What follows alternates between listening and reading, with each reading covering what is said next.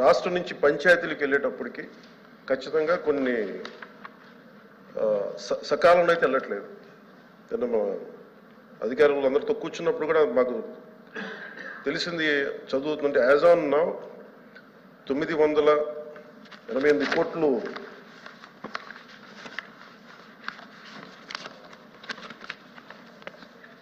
As on now 998 కోట్లు మార్చి నెలకి ఇంకా విడుదల కావాల్సింది అధ్యక్ష. ఇప్పటిదాకా రాలేదు. దాని మీద మేము చర్యలు తీసుకుంటాం. ఎలా రావాలని ఒకసారి అందరితో కూర్చొని దాని మీద డిస్కస్ చేసి క్లారిటీ ఇస్తాం భవిష్యత్తులో.